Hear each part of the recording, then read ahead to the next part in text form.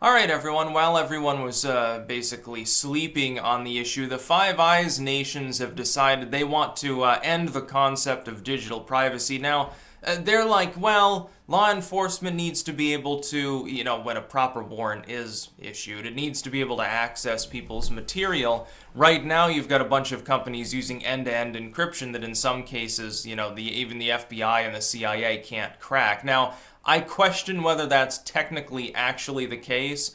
I think that their hacking tools allow them to do so, and they simply can't publicly disclose the fact that they have that ability because they want to keep it under wraps. It's all highly classified, and so they're not able to publicly employ it. It's like, remember that time that dude had an iPhone and it was encrypted?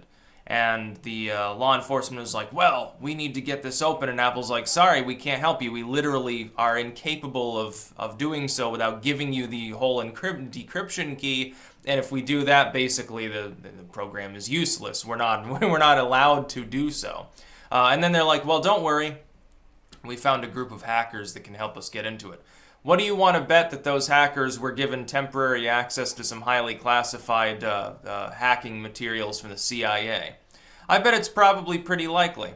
But here's what they want to do now. Now they want to force these tech firms to build backdoors into all of their encryption. Now here's the problem. It's the big problem. The big problem isn't even that law enforcement will abuse it. That's certainly a concern. It's not even that governments will abuse it. That's also certainly a concern. It's not that Silicon Valley will abuse it, although that's a concern. There's a lot of minor concerns, and they're all pretty substantial. The major concern is that when such a backdoor is built into something, you make a vulnerability for any other group of people to potentially exploit, like, Chinese government, which hires literal legions, tens of thousands of hackers to go after proprietary software here, to try to get into it, to try to grab... They grab personal info on people. They grab credit card numbers. They'll grab social security numbers. Anything that they can get a hold of that can potentially be saleable or potentially useful to the Chinese government, they go after. Private business entities might try to screw around with it for various purposes. Script kiddies might try to screw around with it for entertainment purposes, or go after their jilted in love or something, and try to hack the girlfriend. It creates a vulnerability. If you've got everything fully encrypted, there are only so many vulnerable points when information is flowing around between computers, which is essentially what's happening. There are certain entry points that can be exploited. For instance, you've given someone a phishing link, they end up with a keylogger on their computer or something like that. But right now, if the encrypted info itself is intercepted by some means, it's not really going to help somebody because it's encrypted. What the governments then want to do, and it's very funny to see the United States latch onto this along with countries that have no specific privacy protections at all, like Australia, in which hate speech will get you through. You made a bad tweet, you're going to prison, evildoer. It's very funny. What they want to do is literally create a weakness within these softwares in order to exploit it, when you need to for law enforcement purposes. But anyone else can potentially exploit it too. We've seen this time and time again. You're telling me that I should trust the government to oversee such a thing and not fuck it up, and yet we have these tales of like classified info on a laptop was stolen from the back of a CIA car that was parked at Dunkin' Donuts or something.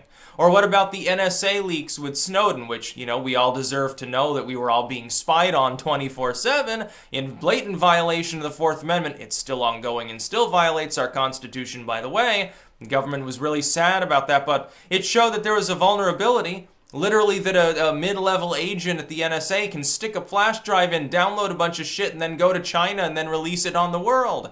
How wonderful is that? High-level security. Even Manning gaining access to some, basically classified info and managing to drop it off with WikiLeaks or something. Our cybersecurity situation in the United States is not all that good, and part of the problem is really intervention. Even the big Silicon Valley groups, because they don't want to be responsible for what users are doing because that would be a logistic nightmare, are trying to build better and better encryption and make things more and more ironclad so that it doesn't get into the hands of others. The governments, therefore, are asking them to create deliberately make the software more weak and less secure. Whenever you create a vulnerability, it gets less secure. The governments would say, well, it's just law enforcement needs to be able to get in. If one person can get in, other people can potentially get in.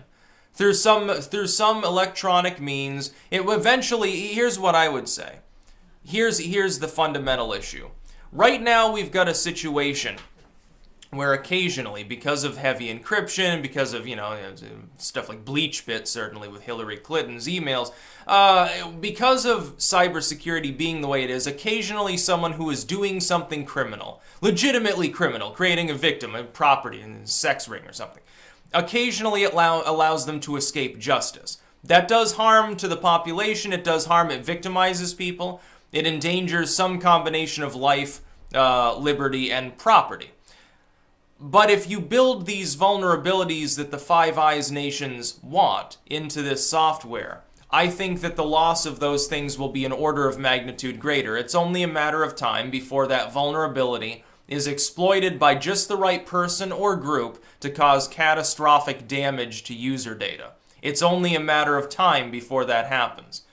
Really, I mean, we've got a situation where several years ago, the CIA's main hacking suite, although dated at the time, was released, allowing literally anyone with significant knowledge, any self-proclaimed hacker, good or bad, to employ that to invade people's software and then leave the fingerprints of others. How much damage do you think was done? Because it had been leaked before, it's just they went public with it.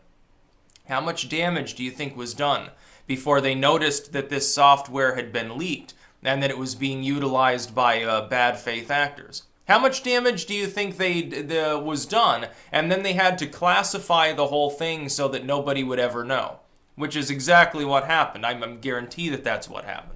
Otherwise, they wouldn't have come forward and said, oh yeah, this software got out. We're working with the Silicon Valley giants to make sure your user data doesn't get compromised. How did they know then that it was gone? Because something was compromised before that time period.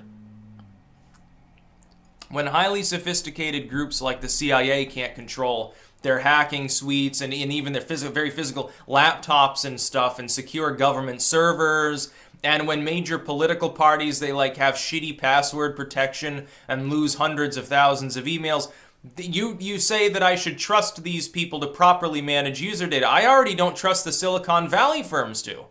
And not without good reason. It's not paranoid to suggest that this is a bad idea. It's very, very much historically the case in the short span of time that the internet has been a dynamic force in this world. We're talking about a span of roughly 20 years. Really, very early internet, yeah, it's interesting, .com start being built. It's not nearly as intrinsic to the world. Not until the very end of the 90s. It's basically a 20-year span that the internet has been a dynamic force in the world. In that stretch of time, we have seen so much user data jettisoned out into public because of hackers, because of bad faith actors within governments, because of leaks and things like that. We have seen so much damage done that we must allow those that are actually experts to continue to make things more safe. No, we shouldn't allow governments to force them to build backdoors into their products. If anything, they should solidify themselves. The Silicon Valley, which I'm an open critic of in many ways, especially with regards to censorship, needs to stand together, grow some balls, and tell these governments, no, we're not going to build backdoors into encryption. It defeats the fucking whole purpose. You don't know how to manage user data anyway. We don't trust you with it. We don't want to read the data either. We don't want to be able to access the data.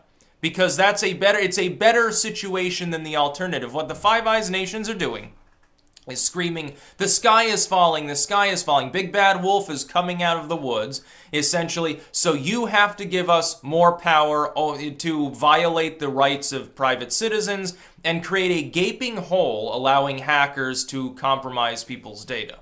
They're saying, well, so many massive problems are caused by this privacy bullshit. No, they're not. Absolutely not.